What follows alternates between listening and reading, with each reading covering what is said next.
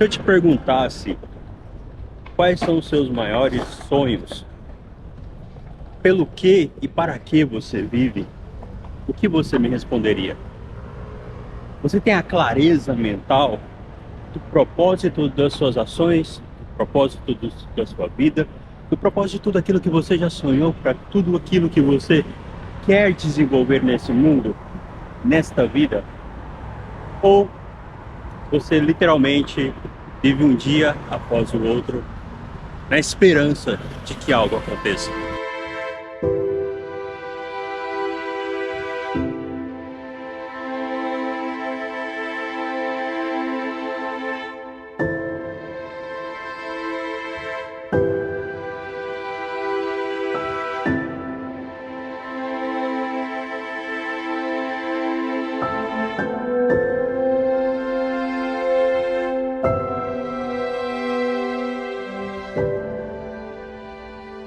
Porque a verdade é que nem sempre as nossas expectativas estão alinhadas à nossa realidade. E a primeira e a mais importante coisa a se fazer quando você decide a viver uma nova vida é alinhar as expectativas com a realidade, projetando o futuro. Existe um lema, né, de que só se vive uma vez, carpe diem, né, vamos fazer o hoje valer a pena. Mas a grande verdade é que o amanhã é mais certo do que não ter amanhã. Então, viver a vida aproveitando cada segundo é muito importante. Mas viver a vida também planejando da melhor forma possível o amanhã é fundamental. E fazer o planejamento de metas, objetivos, de forma propositiva e de forma realista também, é essencial para que você não se frustre no caminho. Porque não adianta nada a gente fazer metas absurdas, estrondosas, sendo que nós não temos capacidade ou literalmente a gente não tem dimensão de como conquistar essas metas. Porque aí vira, como diria um amigo meu, professor Adriano, que é psicólogo, aí não é mais meta, são desejos, né? E os desejos, eles nem sempre estão alinhados com a realidade. Às vezes é só uma projeção irreal daquilo que você sempre quis, gostaria, e não é capaz no momento de realizar. Então você tem que criar a pessoa que você quer ser amanhã, hoje. Porque se eu te jogar, sei lá, 1 milhão, 2 milhões, 3 milhões, 5 milhões de dólares na sua mão, será que isso seria uma bênção? Ou seria uma maldição? Será que você conseguiria lidar com isso da melhor forma possível? Ou será que seria uma forma de te levar para a ruína o mais rápido possível?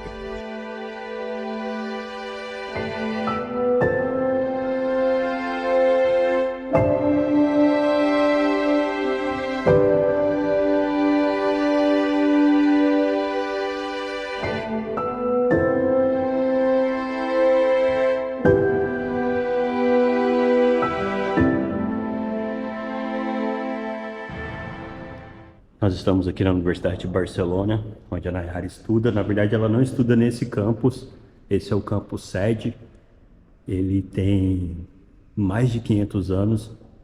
Ele é mais velho do que o Brasil e é maravilhoso. Vocês podem ver esse chãozinho quadriculado, né, que é o chão maçônico, que é o princípio da dualidade, o yin e o yang, que era muito presente nas arquiteturas antigas, os arcos muito bem definidos, aquela sensação de útero, né, de aconchego, coisa que se perdeu muito durante os tempos, mas que é maravilhosa. Olha só que lugar incrível, gente. Que lugar maravilhoso e lindo.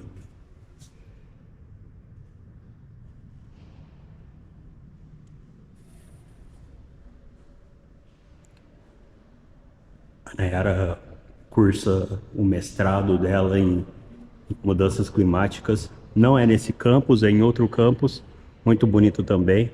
Mas esse é o campus sede, maravilhoso, espaço incrível. E é o cenário da gravação de hoje.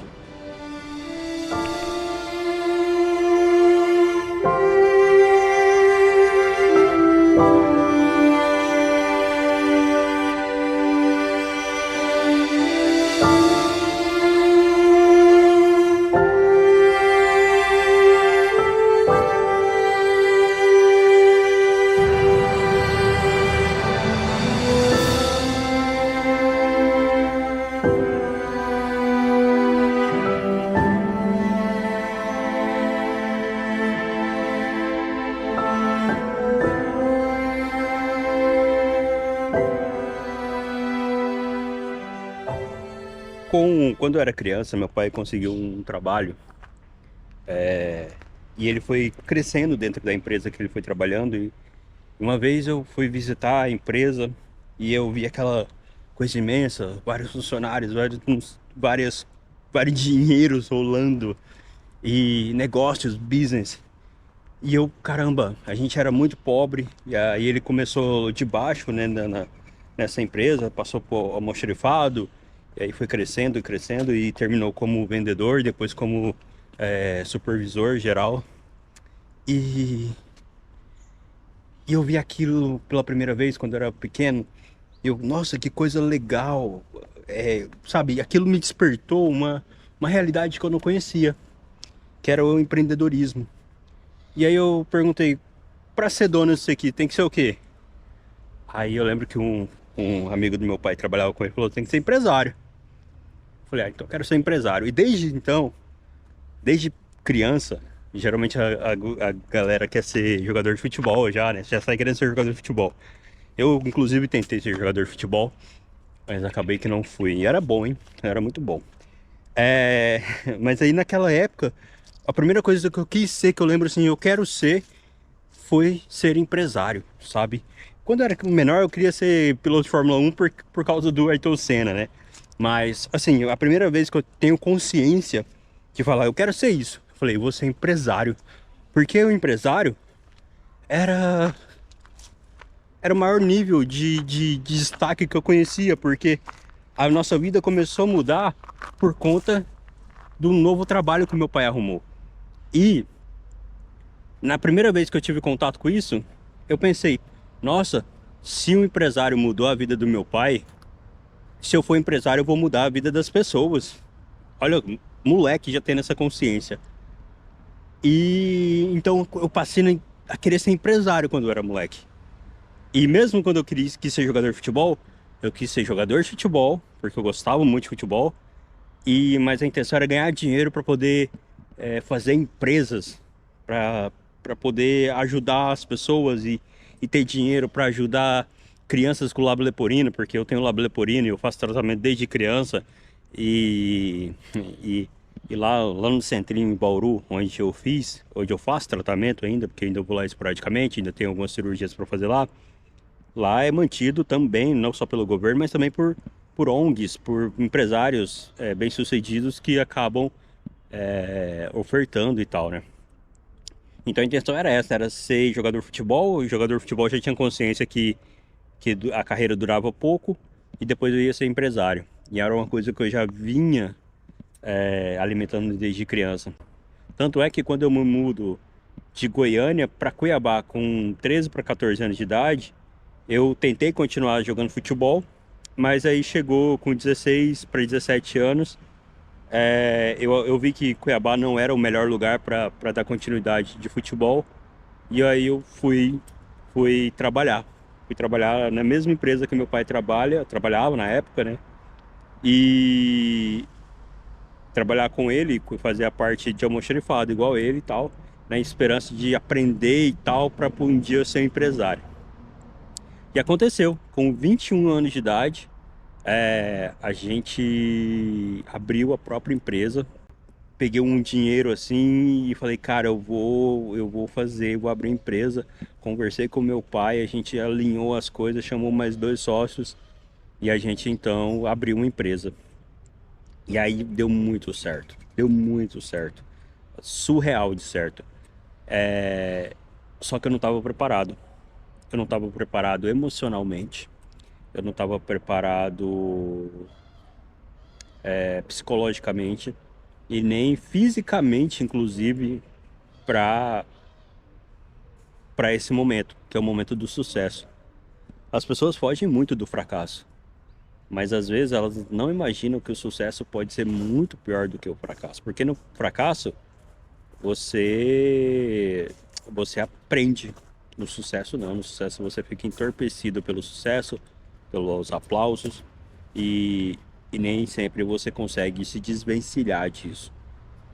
E então eu com 22, 23 anos de idade, eu já tinha moto, já tinha carro, já tinha uma casa bacana que eu era de aluguel, mas eu morava sozinho. E morava com a minha irmã, no caso, né? Mas a gente foi morar sozinhos. E, cara, era uma vida assim que pra mim era normal. Porque, sei lá, achei que era normal. Só que enquanto eu tava tendo essa vida top, né? Que é o, sei lá, as pessoas começam a ter após os 26, 27, 28 anos, normalmente, eu reduzi isso pra 22 anos, entendeu? E enquanto eu tava fazendo isso, os meus amigos ainda estavam formando na faculdade, você entende? Eles estavam, sei lá, saindo da faculdade, tentando começar a trabalhar, se encaixar, se encontrar, e eu já tava, porra, pensando em negócios, business. Eu já falava de empreendedorismo, não era, era o começo da ideia de falar de empreendedorismo. A galera falava, o quê?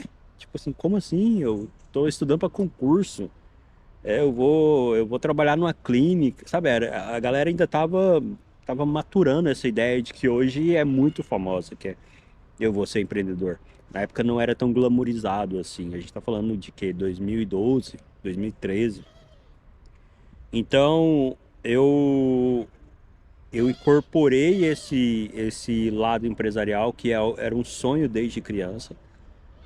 Realizei ele muito jovem, com 20, 21 anos de idade. E com 25 anos a gente faliu. A gente faliu porque não só eu não estava preparado, mas também os meus sócios não estavam preparados para o sucesso tão repentino. E você dá muito poder, você dá muito dinheiro para quem não está preparado, é causa de destruição. E é muito difícil você conquistar algo e imaginar perder algo. Tem que estar sempre disposto a arriscar e a perder quando a gente fala de empreendedorismo. Se você quer um trabalho seguro, você tem que fazer um concurso, né? Ele dá uma certa estabilidade. Ou, sei lá, entrar num negócio muito que não é muito arriscado e tal, que vai te dar o retorno um pouco menor, mas vai te dar uma segurança maior. Em geral, empreender é risco. E se você não está emocionalmente preparado para o risco, você vai se sucumbir nas primeiras adversidades. Eu lembro de uma metáfora de que você não pode quebrar o ovo do passarinho. Eu não sei se tiver algum biólogo aí, me corrija se for uma metáfora errada, mas eu sempre ouvi, sempre fez sentido. Porque se você abrir a casquinha do ovo do passarinho, ele não fortalece o bico para quebrá-la. Porque ele fortalece o bico no ato de quebrar a casca para sair da casca. E isso faz com que ele tenha um bico forte para que ele possa comer, né? E ser um passarinho saudável. O sucesso, sem você estar preparado emocionalmente para ele, é isso. É você quebrar a casca, alguém quebrar a casca para você e você ser jogado num ambiente absolutamente hostil, porque o sucesso é um ambiente hostil. Eu acho que ninguém fala isso para você, ninguém vai falar, você não vai ver pouca gente falando sobre isso, mas o sucesso é um ambiente hostil, porque você tem que lidar com as frustrações das outras pessoas em te ver no sucesso. Quem te conhece não está preparado para te ver no sucesso. Porque o seu sucesso é a medida do fracasso dele. Porque às vezes saiu do mesmo lugar, com as mesmas condições, e não alcançou o que você alcançou. E você, quando alcança algo na vida, você quer levar todo mundo. Mas aí você percebe uma coisa muito foda, muito, muito foda. Cada pessoa tem seu karma. E você não pode interferir no karma de ninguém se essa pessoa não quiser. Você não pode. Cada pessoa tem seu próprio crescimento no planeta Terra. E você não pode interferir no crescimento de ninguém. Às vezes a melhor coisa que você faz para uma pessoa é deixá-la. É deixá-la. Porque aí ela vai ter que se superar, e caso ela não se supere, ela vai ter que arcar com as consequências do próprio karma. Então, quando você tem sucesso, você quer arrastar quem não merece, quem não quer ser arrastado, você quer ajudar quem não quer ser ajudado, você acaba se expondo demais a opções demais, e tudo que você não precisa são opções demais. Então é muito comum você ver um homem sair do zero e alcançar um sucesso financeiro e isso destruir a família. Ele larga a esposa, arruma uma mais nova, que vai dar dor de cabeça para ele, e você entende? A mulher começa a ter sucesso demais, isso sobe na cabeça dela, ela acaba perdendo um pouco da essência dela, querendo emular um homem, e ela não percebe que existe uma característica feminina que é muito importante, e aí ela acaba se tornando um pouco rude e afastando pessoas. Enfim, a, a- o sucesso, ele é uma exposição absurda que você precisa estar preparado para enfrentá-lo. É como se fosse o pássaro tentando comer umas formigas dentro de um tronco muito, muito sólido e o bico não foi preparado para isso. Então, eu não tenho como começar esse canal, começar esse movimento sem dizer para você, se eu te jogasse hoje o prêmio da Mega Sena, eu acho que foi 500 milhões de reais, 500 milhões de reais, 100 milhões de dólares na sua conta, isso seria uma bênção ou isso seria uma tremenda de uma maldição? Porque se você parar para pensar assim, nossa, se eu ganhasse muito dinheiro hoje, meu pai que é alcoólatra, seria mais alcoólatra. Se eu ganhasse muito dinheiro hoje, minha mãe que tá com muito problema emocional, isso talvez destruiria ela. Ou você pode trazer para você mesmo. Eu não sei se eu estou 100% preparado para ter muito dinheiro hoje, porque talvez eu me perderia. Porque é um grande poder, e como diria o tio Ben do Homem-Aranha, com grandes poderes vem enormes responsabilidades. E as responsabilidades são muito mais importantes do que os poderes, porque os teus poderes aplicados de maneira errada, os seus poderes aplicados de maneira não consciente, ele pode tanto abençoar, curar, como ele pode destruir, não só você, mas sua família, teus filhos, teus pais, teus avós e os teus sonhos.